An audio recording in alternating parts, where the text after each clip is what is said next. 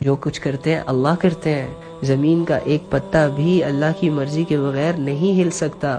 ایک پتا جب درخت سے ٹوٹتا ہے وہ کتنی سلوٹیں اور کتنی کروٹیں بدل بدل کر زمین کی تہہ کو لگتا ہے، اللہ کو وہ بھی معلوم ہے. پہاڑ کے اندر پتھر ہے اور اس پتھر کے اندر چھوٹی سی مخلوق ہے، اللہ تعالیٰ اس کو بھی رزق دیتے ہیں. سمندر ہے، سمندر کی گہرائیوں میں جہاں پر سورج کی کرنیں جانا بند ہو جاتی ہے، اس ان ڈیپتھ میں بھی اللہ تعالیٰ کی مخلوق ہے اور اللہ تعالیٰ اسے دیکھ رہے ہیں، اس سے واقف ہے اور اللہ ان کو کھلاتے ہیں پلاتے ہیں. اللہ تو ایسی ذات ہے بھائی.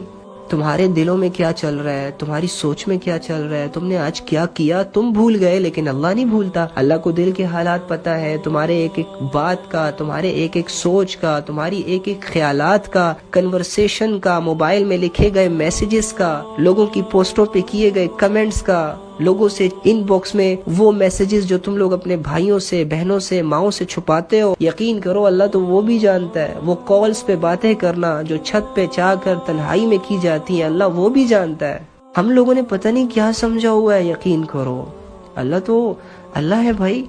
تو اللہ ہی کی مرضی سے سب کچھ ہوگا، لیکن اس کا یہ مطلب تو نہیں ہے کہ ہم گناہ کر رہے ہیں تو وہ بھی اللہ کی مرضی سے کر رہے ہیں. اللہ نے ہمیں اختیار دیا ہے، راستے بتائے، حق بتایا، شیطان کا تعارف کروایا، جنت کا تعارف کروایا، جہنم کا تعارف کروایا، اختیار ہمیں دے دیا.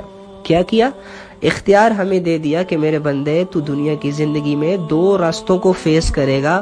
ایک راستہ تمہیں جہنم کی طرف لے کے جائے گا، ایک راستہ تمہیں جنت میری رضا کی طرف لے کے آئے گا. تو میرے بندے میں تمہیں صرف اتنا اختیار دیتا ہوں کہ تو اپنی مرضی سے جہاں چاہے جائے، جہاں چاہے جائے.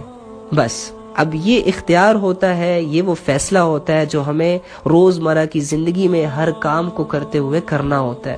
نماز کا وقت ہے لیکن میں یہاں پر مجھے ٹیسٹ بھی ملا ہے، میں نے اسائنمنٹ بھی لکھنی ہے. اب ڈیسائیڈ تم نے کرنا ہے میرے بندے، تو اسائنمنٹ میں ہی لگا رہے یا نماز پڑھے.